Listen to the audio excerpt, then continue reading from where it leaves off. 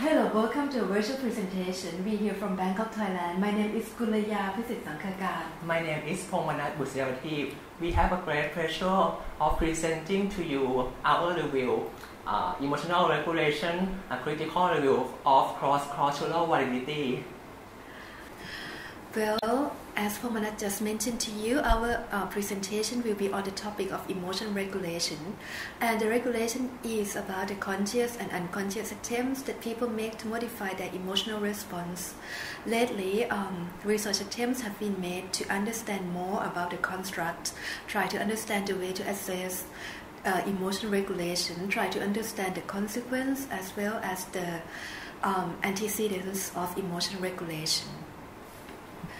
The reason why emotion regulation become very popular lately because it has so many implications, and the implication has been shown in various aspects in the study of psychology.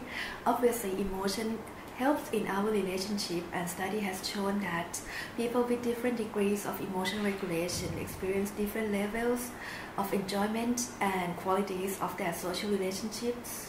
And obviously, this has a link to their cooperation with other people.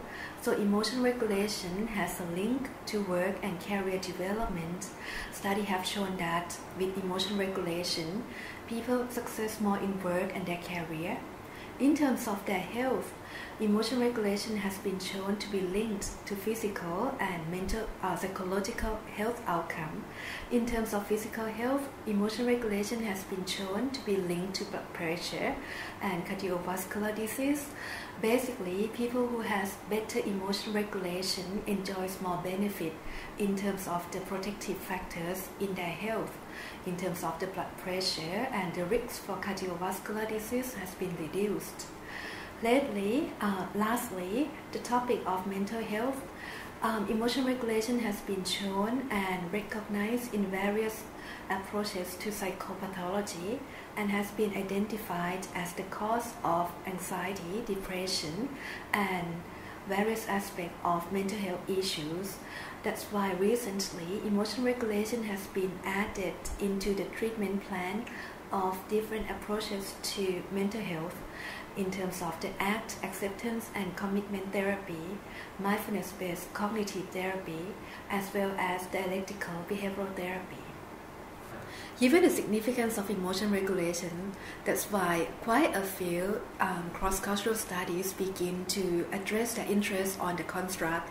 There have been attempts to use the existing scales of emotion regulation to investigate the topic across culture. And again, the focus is on looking at the outcome and the antecedents of emotion regulation, and try to see as well if validity of emotion regulation assessment apply across cultures.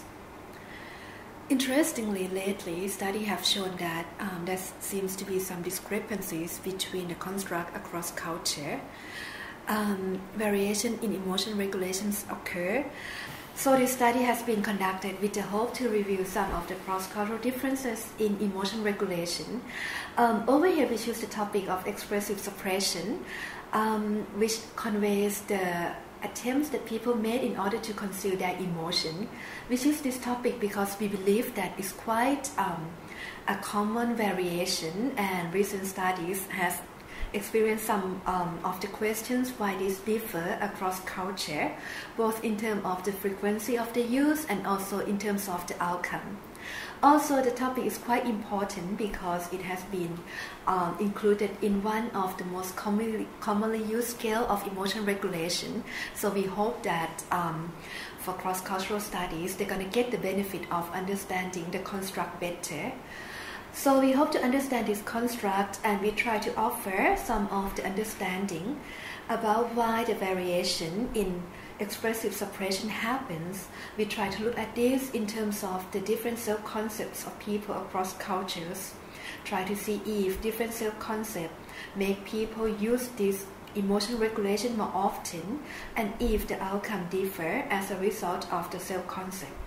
And lastly, we hope to offer some recommendations about how to look at expressive suppression across culture. And with this in mind, we hope that this is going to help offer you some of the guidelines in the study of emotion regulation across cultures for various constructs as well. Well, before we get to the point of discussing expressive suppression, I'd like to draw your attention first to the model that helps explain emotion regulation. As we just discussed, emotion regulation portrays the attempts that we make in order to control our emotion, and we have tried to understand the process. And one of the models that has been used to explain the process is Gross and John conceptual model of emotion regulation that has been offered in 2003.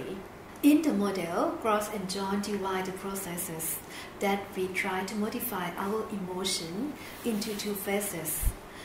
The phases happen based on the occurrence of our emotion. In the first phase, the attempts have been made before the occurrence of the emotion that we try to regulate the emotion, and that is called antecedent focused emotion regulation. In the second phase, however, the individual tries to control their emotion after it has happened. That's why it's called outcome-focused emotion regulation, and that is shown in the second phase of the process. As you might see in the diagram, the two phases are indicated with different color of the bullet points. For the first point, is the blue one. It shows antecedent-focused emotion regulation. As shown in the bullet points, there are different ways that people can try to control their emotion before it occurs. It can be done by selecting the situation that you're gonna attend. For example, if you're aware that being in a party gonna give you some of the uncomfortable feeling, perhaps you try to avoid the situation or select not to attend the situation. The second part that you can do, you may try to modify the situation. Try to get a friend to attend the party with you to make you feel more comfortable and less anxious in the party. The third point that you can try to control your emotion before it happens is to choose where to give your attention. Obviously, if you feel uncomfortable seeing your boyfriend with a new girlfriend, you can try to draw your attention to something else, perhaps to the food or the song of the party, so that you get distracted and not paying attention to the point that make you feel uncomfortable. And the last part of the situation that you can try to do in antecedent focused emotion regulation is try to control your thought or your cognition by the appraisal of the situation. For instance, if you see your boyfriend with a new girlfriend, you can try to look at the situation differently. Rather than looking at that like, poor me, he's with someone else, you can think about like, oh, poor her, she has to be with him. Or you can try to think like, that's the last chapter of my life, I can move on and do something else. Hopefully, looking at the situation differently, you can try to control your emotion and get a different emotion. And that's why all of the four phases are called antecedent-focused emotion regulation. They are all conducted before the arising of the emotion, before its occurrence, and it happens before the emotion actually happens. However, if you look at the model on the second phase, you can still control your emotion even after it has happened, and that's why it's called outcome-focused emotion regulation. In that case, when the emotion happens, you can try to control the emotion from allowing that to interfere with your behavior or to affect what you're going to do, your goals or your inspiration, or perhaps try not to show that so that it won't interfere with your social relationships or interfere with the relationship or the goals that you try to maintain. Like for the example of the ladies who just got uncomfortable seeing her boyfriend in the party, she can try to avoid showing her disappointment or her envy by not showing that and pretend to look very cool as if nothing happened, so that she can maintain her goal of being indifferent to the relationship termination. Based on this conceptual model, Gross and John in 2003 offer an assessment tool for emotion regulation. And the assessment tool is quite popular and it has been translated into many languages and has been used very widely in the study of emotion regulation. And assessment 2 has very same name, Emotion Regulation Questionnaire or ERQ, has been validated and has shown to have very good psychometric properties. Based on the conceptual model, Gross and John divide the ERQ into two parts, two subscales actually. The first subscale reflects our attempts to control emotions by focus on antecedent situations, try to change the emotion before it actually happened.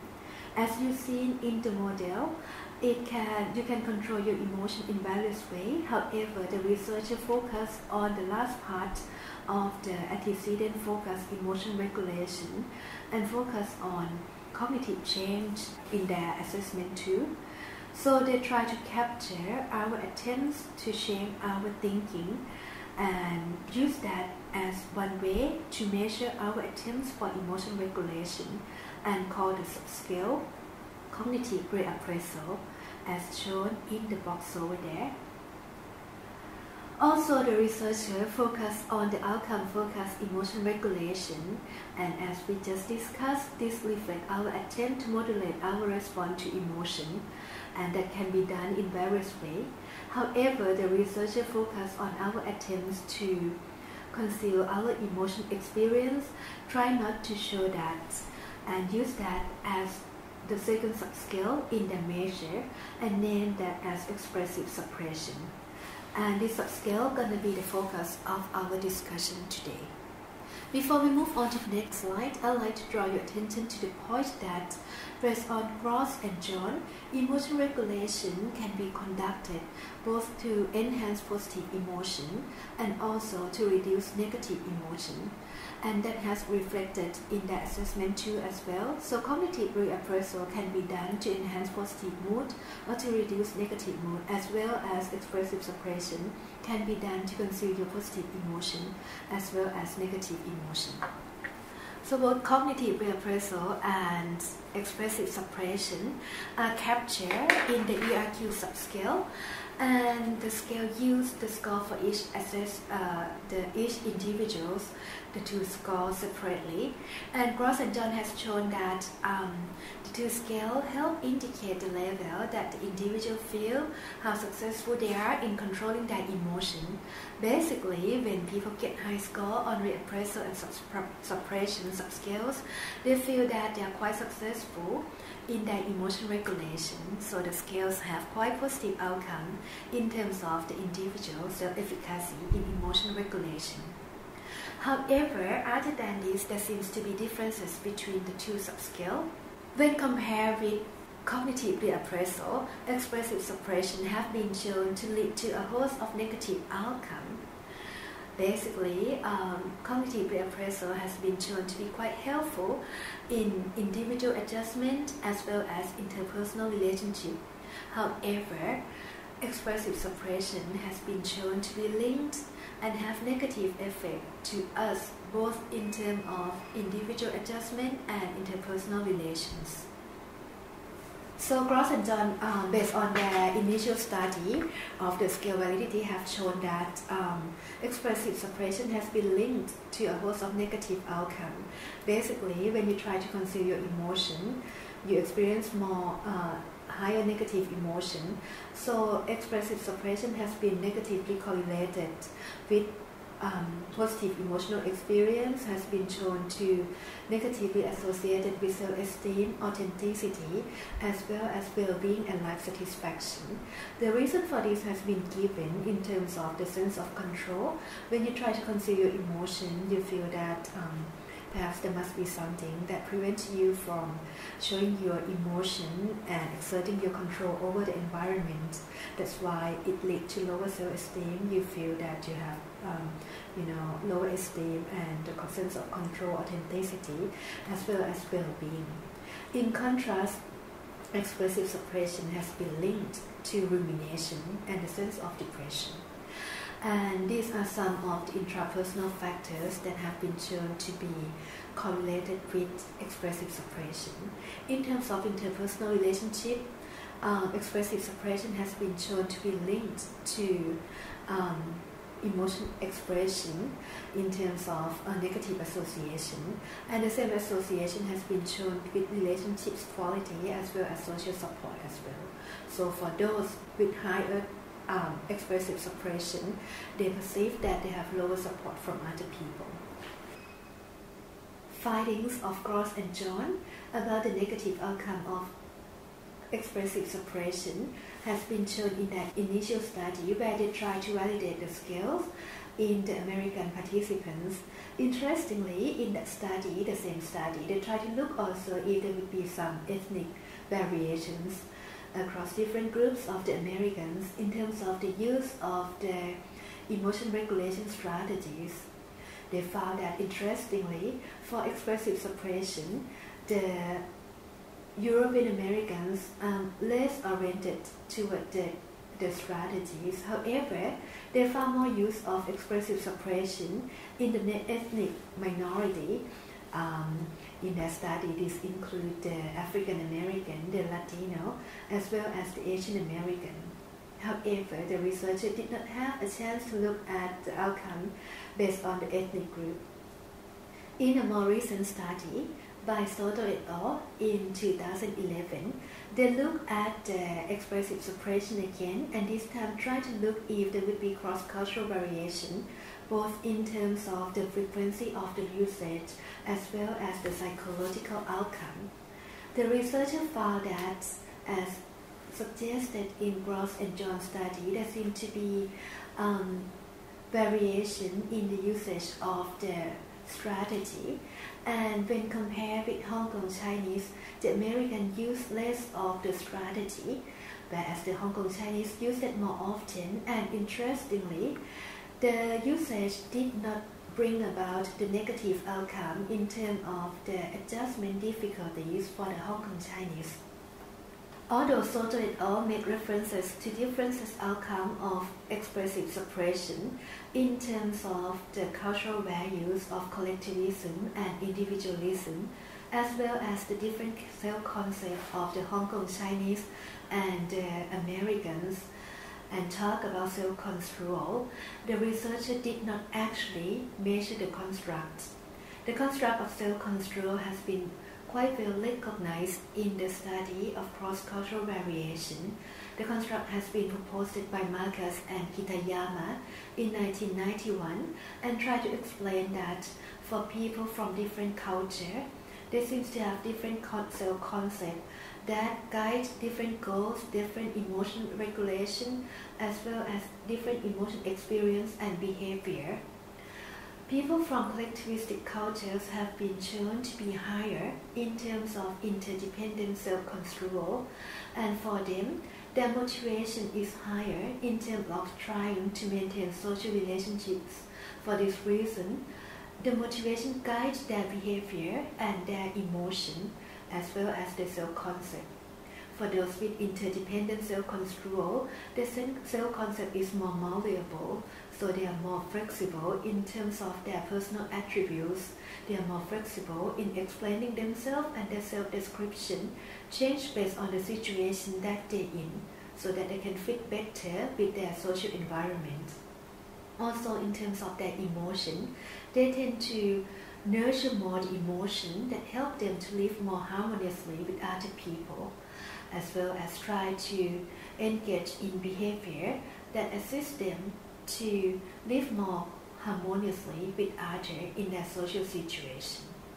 In contrast, people who come from individualistic culture have been posited to be higher in independent self-control, and they are more oriented toward their self-concept. They have stronger self-concept of trying to be unique, trying to be independent. That's their main motivation based on this theory. That's why they are more free to express their emotion, because the emotion is part of their characteristic and could help express their individuality. Also, they are less hesitant to engage in behavior that's gonna make them stand out and to show their uniqueness. With differences in their self-control, seems as if the emotion regulation gonna be different in the two cultures. for people with independent and interdependent self-control as well. So based on the study of Soto et al., expressive suppression is mentioned to be useful in the collectivistic culture where interdependent self-control are of higher value, because concealing your emotion, especially the negative one, help you to maintain better social relationship, and perhaps doing so help you achieve your goal of living harmoniously with others in your culture. So in subsequent studies of emotion regulation, the topic of self-control has been used more explicitly and also incorporated into the study. And subsequent findings have shown that, as suggested in Soto et al. Study, seems as if the effect of self-control help reduce the negative outcome of expressive suppression in those with interdependent self-control, and the concept has been explicitly measured in subsequent study. This study has shown that both in terms of intrapersonal levels, in terms of depression, in terms of well-being, individuals who are more oriented to interdependent self-controls benefit more from expressive suppression. In fact, they did not experience negative outcome of the emotion regulation strategy. Similar findings have been shown in terms of studies that look at the outcome of expressive suppression in terms of interpersonal factors, as shown in study by Butler et al. In 2007. So self-control has been used to explain the absence of negative outcome of expressive suppression in those high in interdependent self. Another explanation that is given in relation to self-control is in terms of the flexibility. For those with interdependent self-control, or those who come from collectivistic culture, has been shown to be more flexible in their use of suppression. In short, when they use suppression, they also use other strategies of emotion regulation, as shown in the study by Ahrens 2012, very recent one, that for the participants in that study, other than suppression, they also use cognitive reappraisal as well in their emotion regulation. And the flexibilities in their emotion regulation seems to help a great deal in preventing the negative outcome of the regulation. Although the researcher looked at the flexibilities in terms of the link of the self-control, mostly the explanation is given in terms of the social relationships and the benefit of being flexible. To be exact, and look at the aspect of the self-control, especially when you talk about malleable self, that you are quite flexible in terms of your self-definition, and perhaps that's going to help explain as well why you're quite flexible in terms of the strategies that you use in different situations. These are not exactly explored, and it leaves open for future studies. So it seems as if there are quite a few areas for cross-cultural studies to look at the effect of expressive suppression in relation to self-control. The area of malleability of the self still remains opening, and also the topic of cognitive flexibility is one thing that can be explored. However, it's going to be quite important as well to take into some of the consideration about the explanations that have been given. First of all, even if the construct of self-control has been widely recognized in cross-cultural studies, the construct is not free from criticism, especially in terms of the concerns for with invariable variation that could be exceeding those that happen between culture. So criticism has been made regarding the within cultural variation, and that can be shown in the study by Ahrens 2012 as well, that show that the benefit of cognitive flexibility of those from collectivistic culture seem to disappear in individuals who are depressed. So for those depressed, even if they come from the collectivistic culture, seems as if the abilities to be flexible and use various strategies in emotion regulation are inhibited, and the participants who come from Turkey in the study use less of their other strategies in their emotion regulation and focus solely on the use of expressive suppression and receive the negative outcome of the regulation. So within cultural variation, such as the mental health issue, the state of mental health, as shown in this study about being depressed or non-depressed, seems to come to play the picture in terms of the effect of emotion regulation as well, and this seems to give the caution about the consideration of not only the cross-cultural variation but within cultural variation as well, and that can exist in terms of the genders as well as personality traits that can modify the effect of between culture variable. So there seems to be quite a wide range of area for future studies of emotion regulation, especially for the study that focus on cross-cultural contexts. To begin with, the issue of assessment procedure is the area that should be explored more.